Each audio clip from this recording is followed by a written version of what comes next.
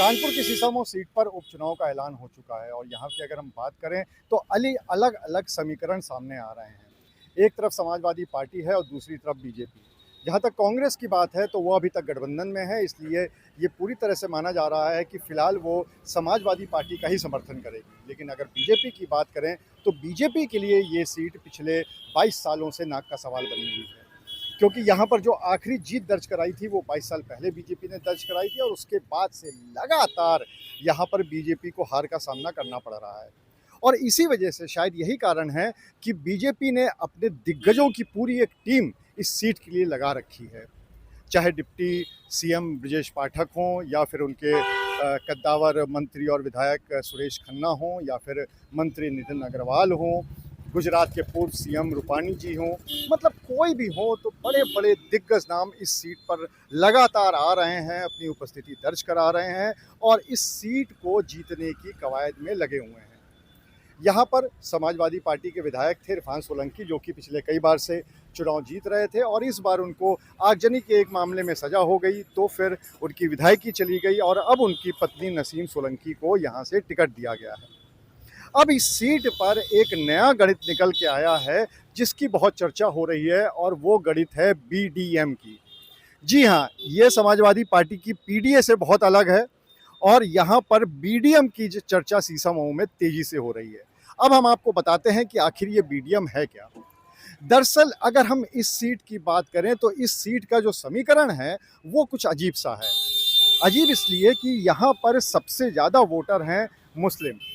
कुल मिलाकर अगर हम इस सीट पे वोटरों की बात करें तो कुल वोटर तो हैं 2,70,000 के आसपास, लेकिन उसमें से तकरीबन 1,10,000 के आसपास मुस्लिम वोटर हैं और वो मुस्लिम वोटर पूरी तरह से समाजवादी पार्टी की तरफ ही वोट डालते आए हैं और बहुत ही कम ऐसे वोट हैं जो भारतीय जनता पार्टी के खाते में जाते हैं। यहाँ तक कि अगर हम लोकसभा चुनाव के कुछ आंकड़े उठा लें तो वहाँ तो उस समय अभी जो 24 का हुआ था तो तकरीबन 60 बूथ तो ऐसे थे जहाँ पर बीजेपी को 10 से भी कम वोट मिले हैं। तो इसी बात से समझा जा सकता है कि इस समय सीसामऊ में बीजेपी की जो मुस्लिम वोटरों के बीच की पैठ है वो अभी बहुत अच्छी नहीं है। तो फिर अगर वहाँ पर चुनाव जीतना है तो क्या किया जाए?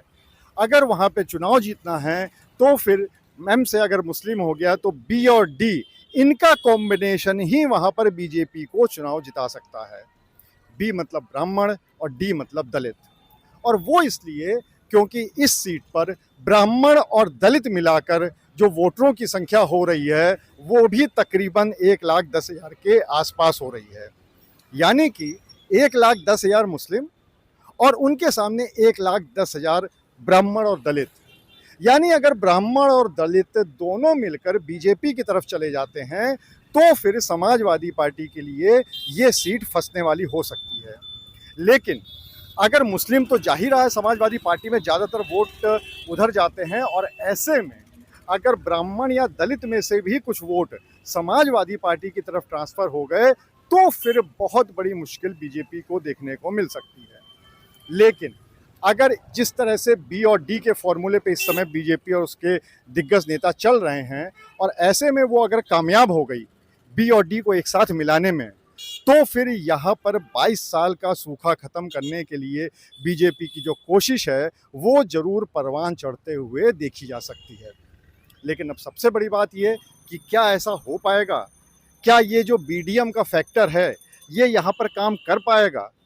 क्या इरफान सोलंकी के जेल जाने की वजह से सिंपैथी वोट मिलेगा या फिर इरफान सोलंकी पे जितने मुकदमे चल रहे हैं उसका नुकसान उनको देखने को मिलेगा? ये सारी वो बातें हैं जो कि अभी भविष्य के गर्त में हैं। लेकिन इतना ज़रूर है कि इस सीट पर अगर बीजेपी को जीत दर्ज करानी है तो कहीं ना कहीं उसको बी और डी वाले फैक्टर पे काम करना ही पड़ेगा और इसी पे काम किया भी जा रहा है। बहुत सारी यहाँ पर मलिन बस्तियाँ भी हैं जहाँ पर लगातार बीजेपी के नेता जा रहे हैं और इस बात को वहाँ पर सामने रख रहे हैं जनता के कि किस तरह से वो उनके हित में हैं और वो उनके लिए अच्छा काम करेंगे। दूसरी तरफ समाजवादी पार्टी जहाँ एक तरफ मुतमईन है कि मुस्लिम वोट तो उसे मिलना ही मिलना है, तो ऐसे में जो उनकी प्रत्याशी हैं अब उन्होंने गुरुद्वारे भी जाना शुरू कर दिया है, क्योंकि सिख समाज का भी तकरीबन 15,000 के आसपास वोट है यहाँ पर। तो वो गुरुद्वारे भी गई थी। इसके अलावा उनको अभी हाल ही में ख़त्म हुए जो रामलीला मंच थे, उसमें कई मंच पर भी जाते हुए देखा गया है। तो वो जो नसीम सोलंकी हैं, वो समाजवादी पार्टी की तरफ से लगातार हर वर्ग में जाकर अपनी पैठ बनाने की कोशिश कर रही हैं, ताकि मुस्लिम वोटरों के साथ-साथ अन्य वर्ग का वोट भी उन्हें मिल पाए। अब देखने वाली बात ये होगी कि जब चुनाव होता है, मतदान होता है, तो कौन-सा वर्ग किसकी तरफ जाता है और आखिर में इस सीट पर जीत एक बार फिर से समाजवादी पार्टी की होती है, या फिर इस बार बीजेपी अपने 20 साल का सूखा खत्म कर पाएगी। अनुराग अग्रवाल, टीवी 9 कानपुर।